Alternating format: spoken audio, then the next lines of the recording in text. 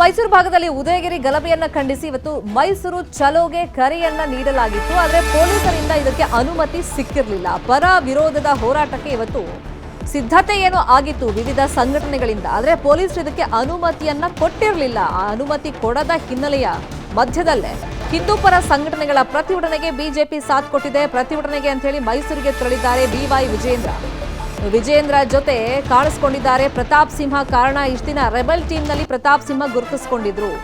ಪ್ರತಿಭಟನೆ ಬಗ್ಗೆ ವಿಜೇಂದ್ರ ಜೊತೆಗೆ ಪ್ರತಾಪ್ ಸಿಂಹ ಚರ್ಚೆಯನ್ನೂ ಮಾಡಿದ್ದಾರೆ. ವಿಜೇಂದ್ರ ಜೊತೆಯಲ್ಲಿ ಪ್ರತಾಪ್ ಸಿಂಹ ಗುಸುಗುಸು ಅಂತ ಚರ್ಚೆ ಮಾಡಿದ್ದಾರೆ. ಟಿ ಶರ್ಟ್ ಹಾಕಿದ್ದೀರಾ ಅಂತ ಹೇಳಿ ಪ್ರತಾಪ್ ಸಿಂಹ ಕಾಲನೆಗೆಳೆದಿದ್ದಾರೆ. ಈ ಸಂದರ್ಭದಲ್ಲಿ ವಿಜೇಂದ್ರ ವಿರುದ್ಧನೇ ರೆಬೆಲ್ಸ್ ಟೀಮ್ನಲ್ಲಿ ಗುರುತಿಸಿಕೊಂಡಿದ್ದಂತ ಮಾಜಿ ಸಂಸದ ಪ್ರತಾಪ್ ಸಿಂಹ ಸಮರವನ್ನ ಸಾರಿದ್ರು. ಆದರೆ ಇವತ್ತು ಮೈಸೂರಲ್ಲಿ ಇಬ್ರು ಒಟ್ಟಿಗೆ ಕಾಣಿಸಿಕೊಂಡಿದ್ದಾರೆ. ಗುಸುಗುಸು ಅಂತ ಚರ್ಚೆಯನ್ನು ಮಾಡಿದ್ದಾರೆ.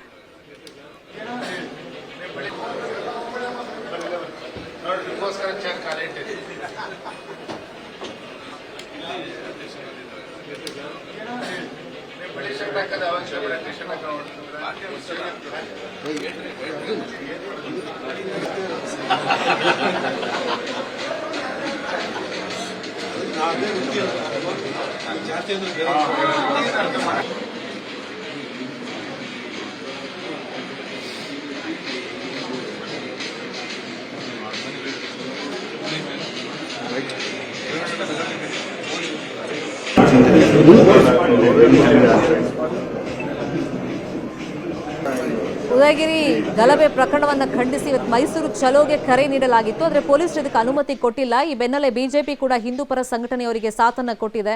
ಈ ನಿಟ್ಟಿನಲ್ಲಿ ಬಿಜೆಪಿ ನಾಯಕರುಗಳು ಈ ಪ್ರತಿಭಟನೆಯಲ್ಲಿ ಪಾಲ್ಗೊಳ್ಳೋದಕ್ಕೆ ಮೈಸೂರು ಚಲೋನಲ್ಲಿ ಪಾಲ್ಗೊಳ್ಳೋಕೆ ಹೋಗಿದ್ದಾರೆ. ಇವತ್ತೊಂದು ಆಶ್ಚರ್ಯಕರ ಬೆಳವಣಿಗೆ ಅಂತಂದ್ರೆ ರೆಬೆಲ್ಸ್ ಟೀಮ್ನಲ್ಲಿ ಗುರುತಿಸಿಕೊಂಡಿದ್ದಂತಂದ್ರೆ ಯತ್ನಾಳ್ ಟೀಮ್ನಲ್ಲಿ ಗುರುತಿಸಿಕೊಂಡಿದ್ದಂತ ಮಾಜಿ ಸಂಸದ ಪ್ರತಾಪ್ ಸಿಂಹ ವಿಜೇಂದ್ರ ಅವರನ್ನ ಭೇಟಿಯಾಗಿದ್ದು ಗುಸುಗುಸು ಅಂತ ಚರ್ಚೆಯನ್ನ ಮಾಡಿರೋದು.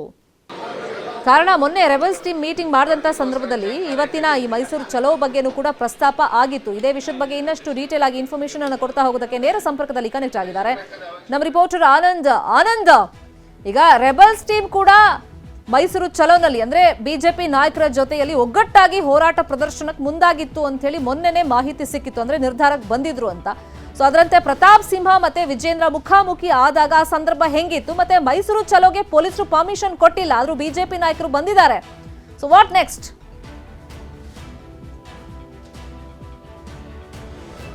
ಶರ್ಮಿತಾ, ಏನು ಉದಯಗಿರಿಯ ಗಲಾಟೆ ಪ್ರಕರಣಕ್ಕೆ ಸಂಬಂಧಿಸಿದಂತೆ ಪೊಲೀಸರು ಎರಡೂ ಪಡೆಗೂ ಕೂಡ ಅನುಮತಿಯನ್ನು ನಿರಾಕರಿಸಿದ್ರು. ಈ ಬೆನ್ನಲ್ಲೇ ಬಿಜೆಪಿ ನಾಯಕರು ಹಾಗೂ ಹಿಂದೂ ಪರ ಸಂಘಟನೆಗಳಿದೆ ಇದು ಹೈಕೋರ್ಟ್ನ ಮೊರೆ ಹೋಗಿರುವಂತದ್ದು ಪ್ರತಿಭಟನೆಗೆ ಪರ್ಮಿಷನ್ ಕೊಡಿ ಅಂತ. ಸದ್ಯಕ್ಕೆ ಈಗ ಮೈಸೂರಿಗೆ ಬಿಜೆಪಿಯ ರಾಜ್ಯಾಧ್ಯಕ್ಷ ಬಿವೈ ವಿಜೇಂದ್ರ, ವಿಪಕ್ಷ ನಾಯಕ ಆರ್ ಅಶೋಕ್ ಸೇರಿದಂತೆ ಬಿಜೆಪಿಯ ನಾಯಕರು ಮೈಸೂರಿನ ಖಾಸಗಿ ಹೋಟೆಲ್ನಲ್ಲಿ ಇರುವಂತದ್ದು.